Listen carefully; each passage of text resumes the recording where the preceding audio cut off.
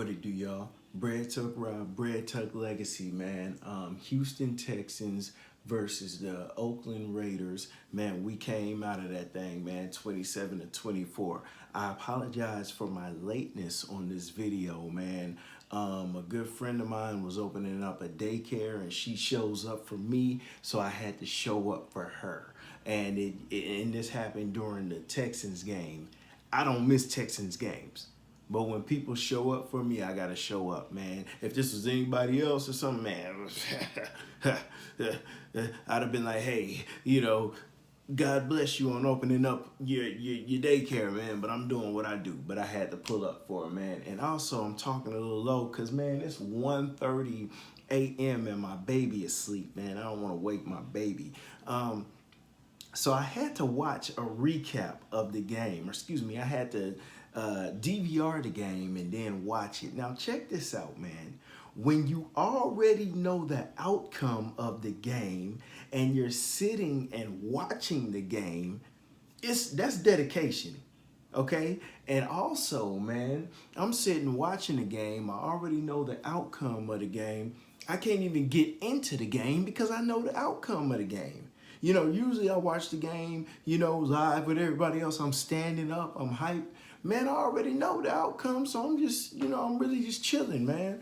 But let's talk about the game a little bit, man. Then we're gonna get up out of here, man. Check this out, man. Beginning of the game, I think my cornerbacks covered pretty decently, man. We were kind of, batting down balls and just covering well until David Carr had two touchdown passes, one to number 13, his receiver, the other one to number 16. And these were big yardage touchdowns, man. I think one was like 60-something yards. The other one had to be like 50 plus.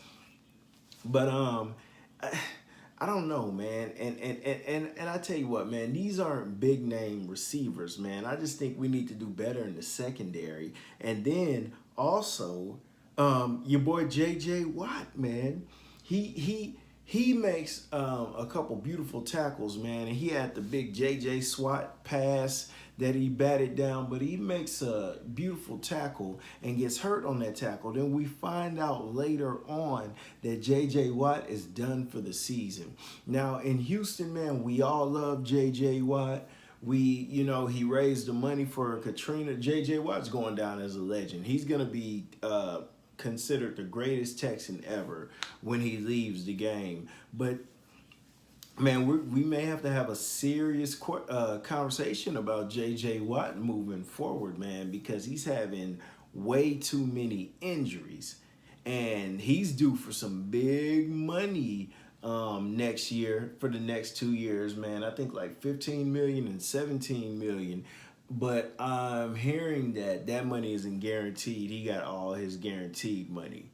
But anywho, man, that's we gonna have to figure that thing out, man. Check this out. D-Hop, man. Boy, he's a safety net. And I tell you what, man, I saw like a couple articles saying that teams were calling asking about D-Hop. Are you serious? Are you serious? Man, you got, when you talk about D-Hop, you're talking about a durable receiver. To me, the best receiver in the game, but you're talking about a durable receiver. Doesn't really get hurt like that, man. I think like within the last 2 seasons, he missed like the last games of the season or something like that, with like ankle injuries. Or the times where we didn't make the playoffs, he would miss like the last game of the season, with an ankle injury. But people call him D-Hop because, at one point Kenny Stills was injured with a hamstring and then Will Fuller. So you expect us to entertain those calls, and he's our consistent receiver, dependable receiver. As you can see, he had like 109 yards this game. Didn't have a touchdown, but every time we need him for a first down, D-Hop, D-Hop, D-Hop.